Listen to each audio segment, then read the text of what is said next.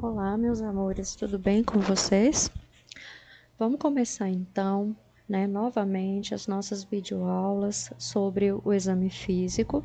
A gente parou até então, na última aula, tinha sido sobre a parte, de lábios do paciente. A gente estava falando sobre cabeça, Nós falamos um pouquinho aqui sobre a língua, dentes. Essa foi a nossa última parte que nós falamos antes de terminar o bimestre, Então, agora a gente vai dar continuidade aqui com relação ao exame físico da cabeça e pescoço, só que agora especificamente na parte do pescoço, tá bom? Então, vamos lá.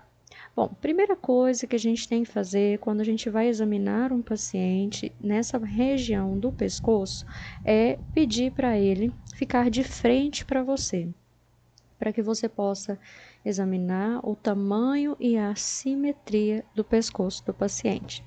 Bom, o que seria isso? Você vai observar a relação, do pescoço do paciente com o tamanho da cabeça. Tem alguns que são desproporcionais, tem alguns que são muito maiores, do que a região da cabeça. Isso pode estar indicando que o pescoço do paciente está com um pouco de inchaço, um pouco de edema no local. Você vai observar a simetria. A simetria, como nós já falamos, é observar se os dois lados estão iguais. E se esses dois lados estão iguais, você vai observar, então, se não tem nenhum tipo de aumento em algum dos lados.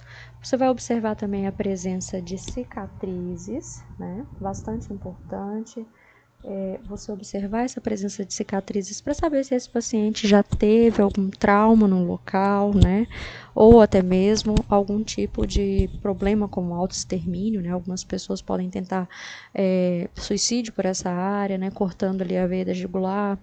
Pode ser, por exemplo, um trauma causado até mesmo por linha de pipa, Como nós sabemos que pode acontecer de ter um corte nessa região. Presença de cicatrizes também podem indicar que esse paciente já utilizou a veia subclávia para fazer algum tipo de punção, foi utilizado nesse paciente, Então, isso aí vai dizer para nós se esse local já foi utilizado ou não, ou se já teve algum trauma no local. Também você observa a presença de cianose, que é aquela área arroxeada, e o engurgitamento das veias jugulares. O que quer dizer isso?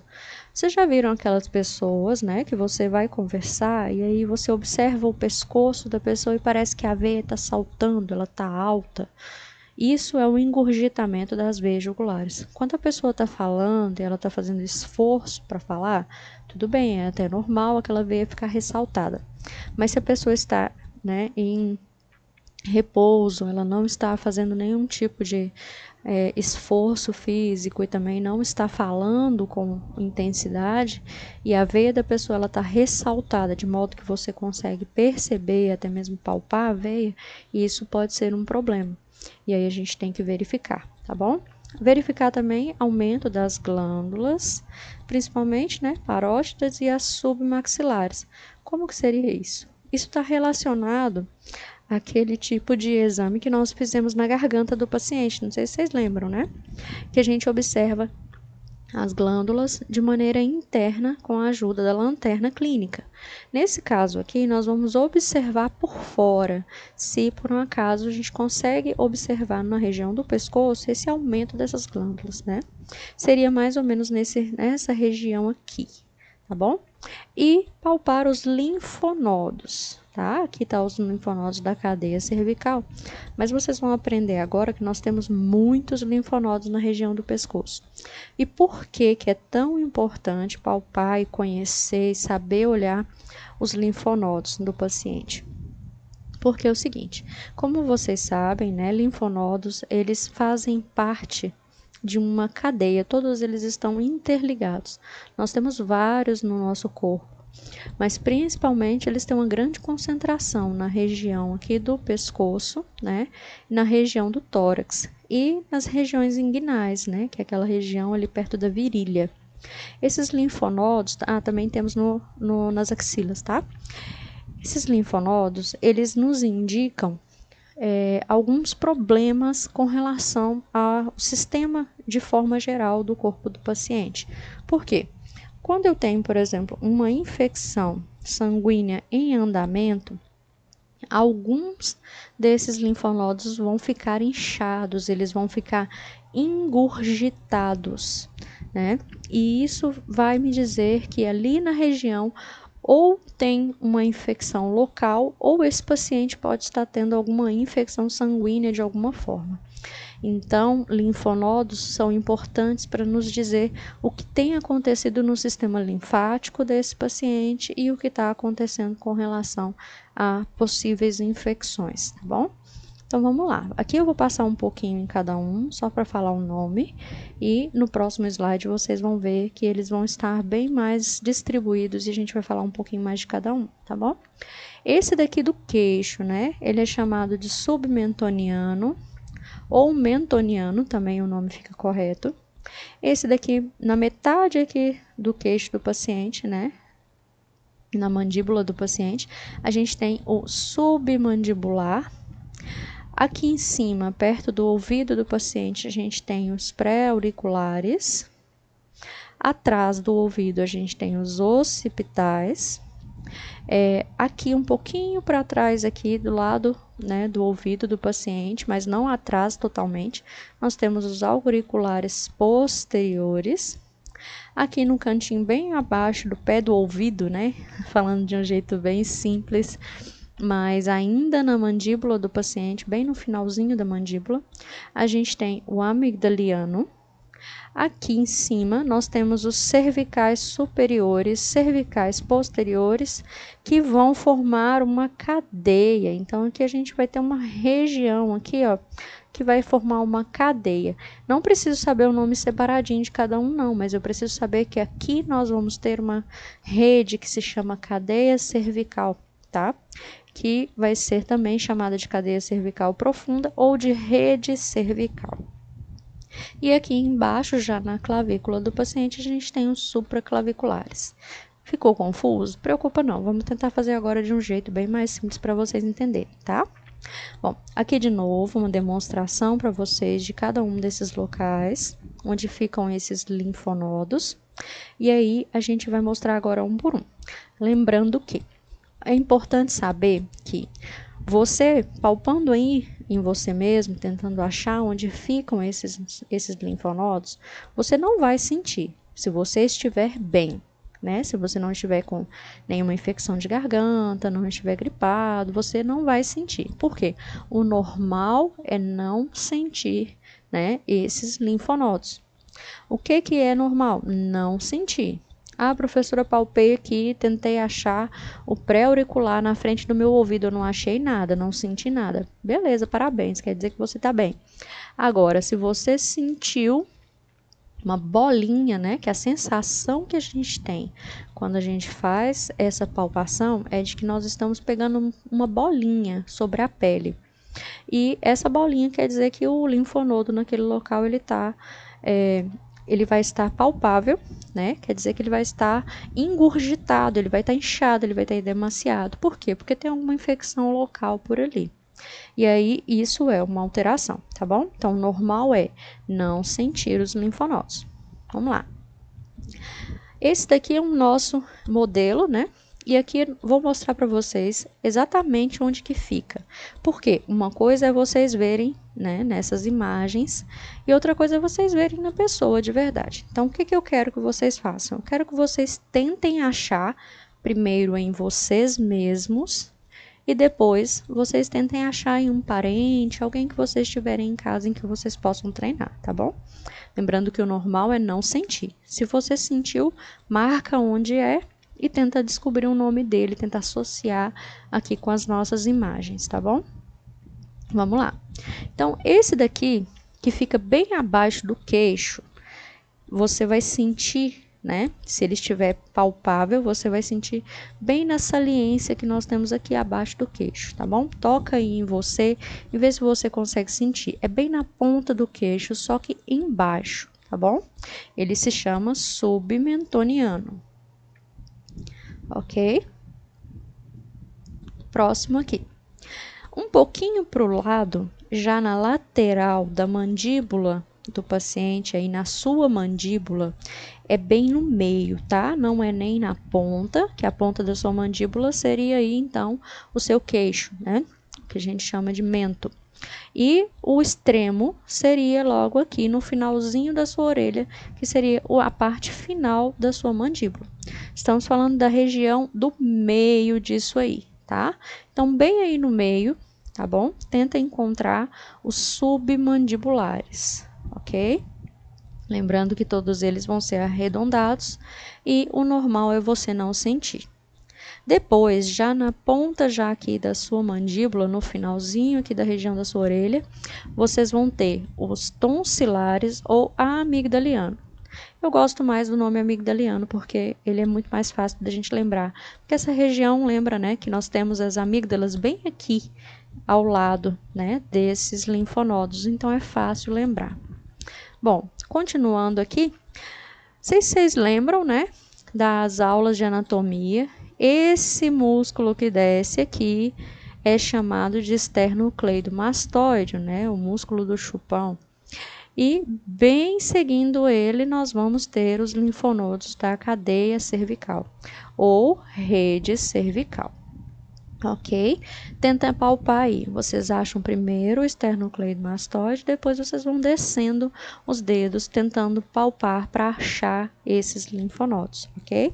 Lembrando que tudo que eu faço do lado direito, eu também faço do lado esquerdo. Porque eles são todos duplicados, exceto o submentoniano, que é um só. Os outros vêm em pares, ok? Então, também a gente vai ter o supraclavicular, que é bem aqui na pontinha externa da sua clavícula, na parte de dentro, tá? É aí que você vai tentar encontrar. Então, o supraclavicular, ele também vem em pares, né? Ele vai ter de um lado direito e do outro lado esquerdo, ok? Bom, além desses, né? Tenta encontrar aí em vocês o pré-auricular, tá? O pré-auricular vai ficar mais ou menos nessa pontinha aqui da orelha. Meninas, né? Mais fácil vocês acharem, porque nessa glabela da orelha aqui, vocês colocam um brinco. E é bem nesse pontinho aqui, onde vocês podem encontrar esse linfonodo, se ele estiver palpável, tá? Então, nesse local aqui, não é em cima, nem aqui do lado, mas é aqui, bem na pontinha, no finalzinho aqui da orelha, tá bom? E aí vocês tentem encontrar. Também não é dentro da orelha, tá, pessoal? É bem aqui do lado. Esse é o pré-auricular. O pós-auricular, ele vai ser aqui de trás da orelha. Não consegui colocar a bolinha de trás da orelha, senão vocês não iriam ver. Mas ele é bem atrás aqui. É uma região fundinha que vocês vão conseguir sentir, se estiver tudo ok. Senão, você vai sentir a bolinha aí do linfonodo, ok? Outro que a gente vai ter também é o occipital, que vai estar atrás, na nuca do paciente. O occipital, assim como o mentoniano, ele é único, só tem ele, né? E aí ele vai ficar nessa região. Você colocando a mão aí na sua cabeça, você vai perceber que essa região é um encontro de dois músculos aqui. E aí vai ter uma saliência, uma parte funda. E é nela que fica esse linfonodo. Então, você vai sentir a região afundada. Se tiver um linfonodo palpável, você vai sentir. Se não, você não vai sentir. E é totalmente normal não sentir, tá bom? Bom, meninos, eu fiz esse videozinho aqui para vocês verem como que é feito a palpação. Porque não é simplesmente colocar o dedo no local, você precisa fazer o movimento certo para tentar sentir. Então, olhem aqui no vídeo como que é. Você vai colocar, esse é o pré-auricular, você vai colocar o dedo no local e você vai fazer movimento circular. Aqui foi o pré, aqui o pós e aqui a cadeia cervical. Nesse momento eu já aproveitei para poder fazer para vocês verem a palpação da traqueia do paciente. Você palpa e depois você faz um movimento de vai e volta. Eu vou voltar aqui nesse vídeo daqui a pouquinho para vocês entenderem melhor, tá bom? Então, deixa eu tentar colocar de novo aqui. Só um minutinho. Vocês vão fazer o mesmo movimento de forma circular. Não consegui colocar, mas vamos para frente então.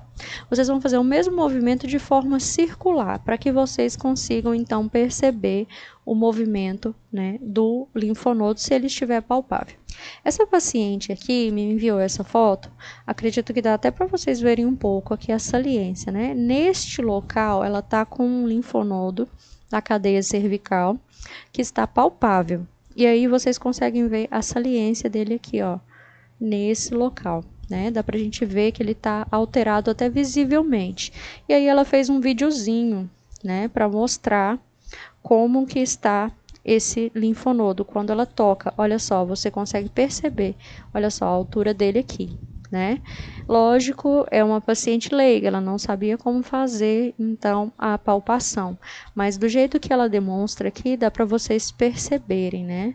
A forma como ele ficou ressaltado quando ela esticou a pele. E aí, se você fizer, então, a palpação com os dedos em formato circular, fazendo um movimento circular, você vai conseguir sentir o tamanho exato desse linfonodo, ok? Bom, falando então agora de traqueia, né, e de tireoide do paciente, que é mais uma das coisas que a gente tem que observar aqui então no pescoço do nosso paciente.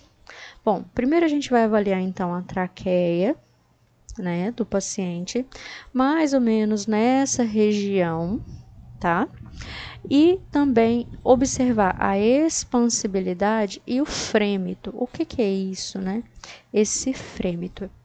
Esse frêmito é o som que a voz faz quando você toca nessa região. Então, como seria o teste?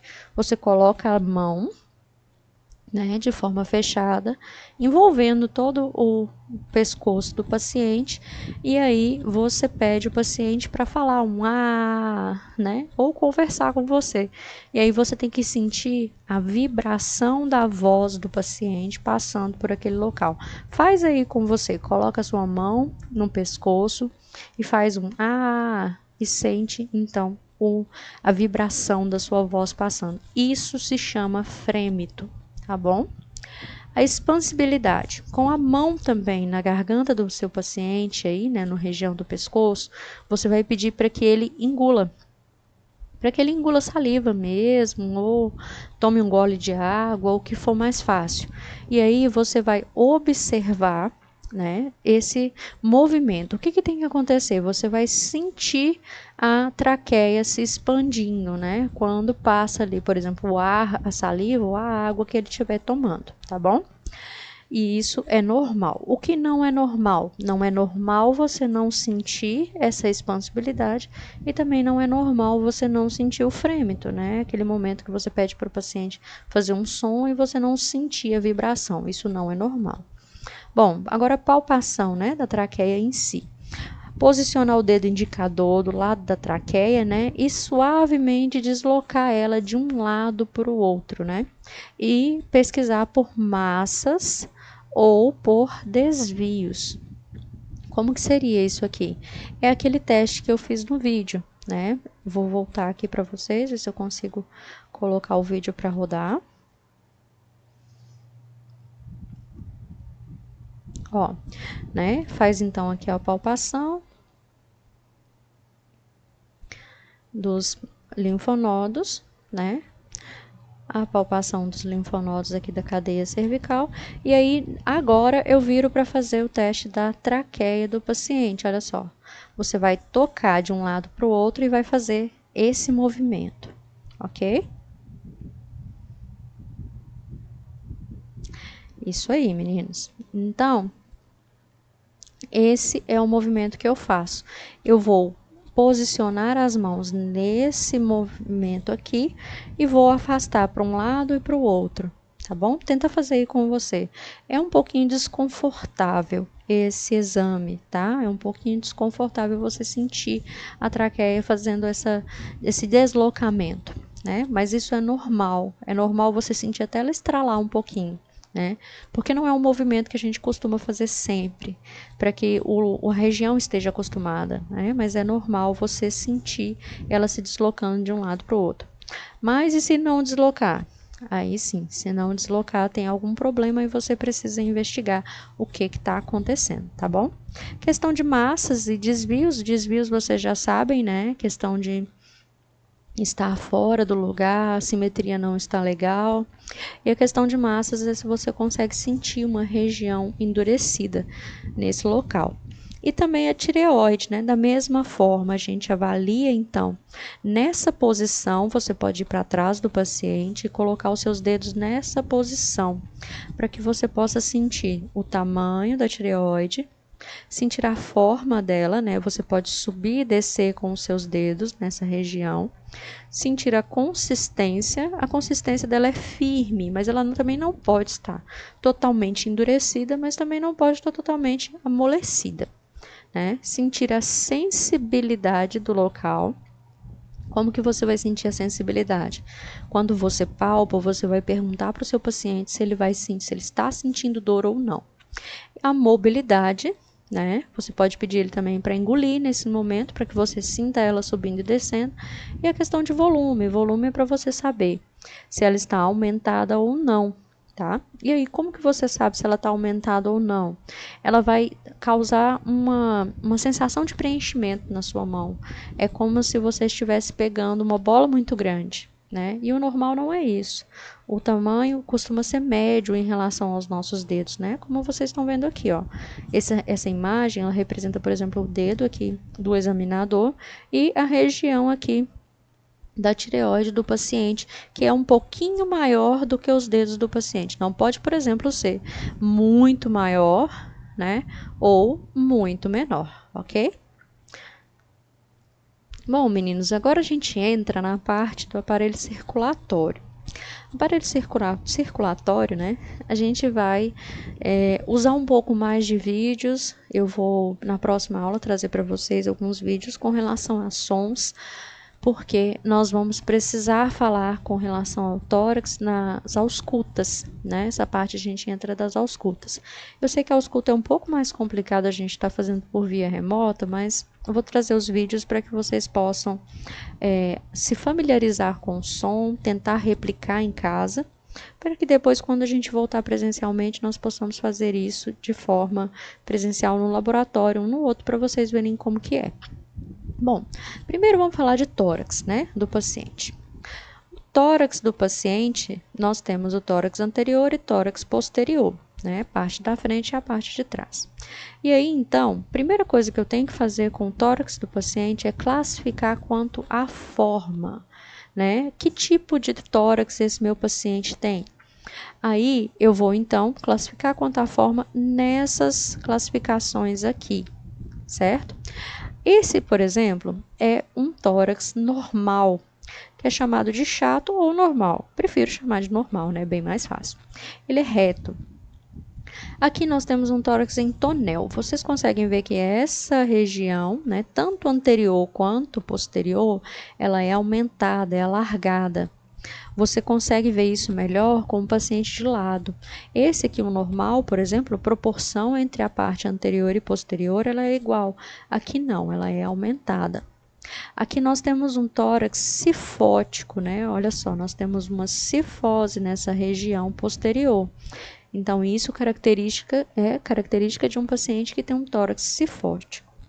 O tórax infundibiliforme, né, ou escavado, prefiro chamar de escavado porque infundibiliforme ninguém merece, né? É a região anterior aqui. O que acontece? É aquela pessoa que vai ter um tórax que parece que ela tem um buraco no meio do peito, né? Vocês já devem ter visto gente assim, que parece que essa região é afundada, né? Bem aqui você parece que tem entre os mamilos, né? Você vai ter como se fosse um buraco mesmo ali naquela região, né? E temos também o cariniforme. O cariniforme é um pouco diferente do tonel, porque o tonel ele é aumentado tanto na parte anterior quanto na parte posterior. Já o cariniforme é só na parte anterior. O cariniforme é muito comumente chamado de peito de pombo, né? Que é aquele paciente que quando você observa, ele parece que está com o peito estufado o tempo inteiro. Muito comum em pessoas que malham muito o peitoral, né? Tomam bomba e tudo mais. né? Então, esses são os tipos de tórax. Professora, qual que é o normal? Esse daqui costuma ser o mais comumente achado, né, nas pessoas. Mas o tonel, o infundibiliforme, aqui o escavado, né, cariniforme, todos esses outros aqui não são alterações muito comuns, mas também não são alterações perigosas. O cifótico, por exemplo, é que causa maiores problemas para o paciente, tá bom? Além disso, no tórax do meu paciente, a gente vai então observar a presença e a distribuição de pelos, né? Presença de algum tipo de lesão, algum corte, machucado, algo que tenha, né, alguma cicatriz, algo que tenha indícios de que já ocorreu algo grave ali naquele local. Presença de nódulos, né? Que é a mesma forma como vocês viram lá dos linfonodos. Não tem linfonodos no tórax, tá?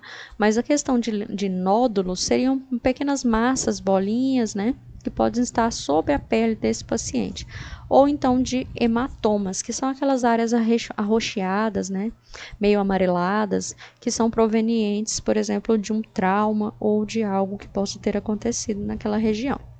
Bom, só para vocês verem de novo aqui, né? Então, aqui nós temos o tórax infundibiliforme ou escarvado, né? Que é uma depressão aqui no externo, como vocês podem ver, ó. Vocês têm uma depressão nessa área, né? Como eu falei para vocês, como se fosse um buraco, né? Cariniforme, que é aquele, né, do peito de pomo, que você vai ter aumentado nessa região. O tonel ou barril, que você vai ter o paciente aumentado, né, com o tórax aumentado tanto anterior quanto posteriormente. E o cifótico, né, que é aquele que vai ter, então, uma cifose aqui na região posterior, ok? Bom, falar um pouquinho agora de mamilo. Em mulheres, né, a gente observa também essa questão do tipo de tórax e passa então a observar a questão dos mamilos da paciente, né? Avaliar as mamas, a gente faz então uma palpação dessas mamas e nós vamos observar o tipo de mamilo da paciente, né? Aqui nós temos um mamilo normal. Esse mamilo normal, ele vai ter então a região protusa, né? O bico do peito aqui da paciente, né, meninas? Mamilo. Ele vai ser protuso, ele vai ser para fora. Aqui nós temos um mamilo plano. Olha só, você não tem essa região protusa aqui. Aqui nós temos um mamilo invertido, ele meio que desce, ele é para dentro, né? Ele não é tão exposto quanto o primeiro.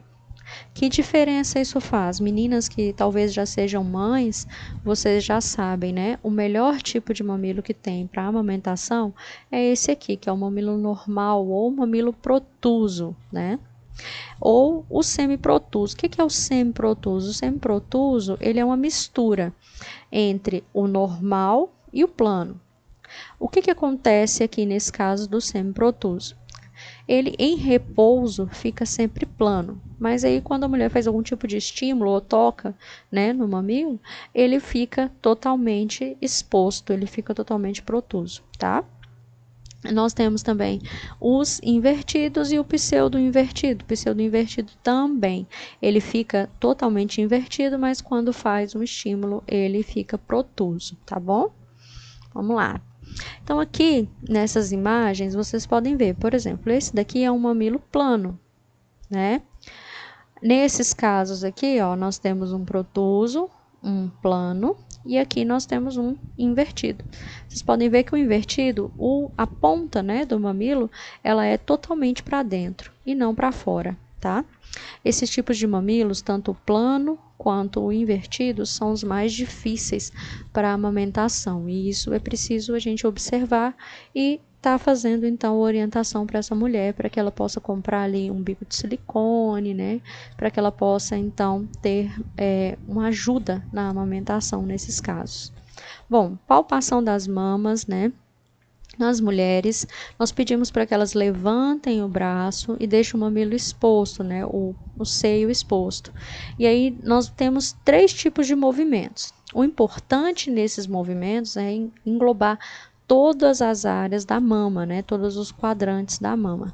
Então, nós podemos fazer um movimento de palpação de cima para baixo, em todas as regiões, sempre indo ao centro do mamilo.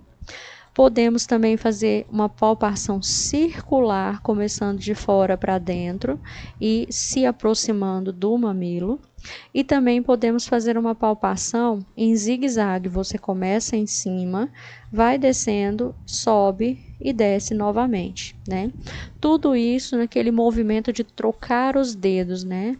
Você vai trocando o seu dedo indicador e o dedo médio, e você vai trocando os dedos, fazendo aquele movimento de ondulação, né, sobre a pele, para que você possa então sentir se ali tem algum tipo de nódulo, se tem algum tipo de alteração nas glândulas. Você vai sentir se tiver algo que não é normal, tá bom?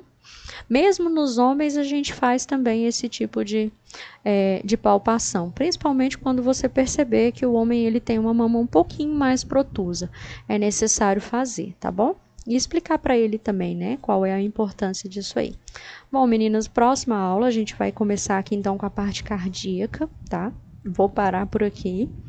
E aí, então, espero que vocês treinem em casa, tentem treinar em vocês mesmos, né? Ou em alguém que vocês possam estar usando para treinar, e que vocês tentem pelo menos encontrar os locais de forma correta. Teve alguma dúvida? Me manda mensagem, me procura, grava um videozinho se você conseguiu achar ou não, se você ficou com dúvida ou não, quando você treinar em casa, tá bom? Bons estudos, meninos, se cuidem e até semana que vem.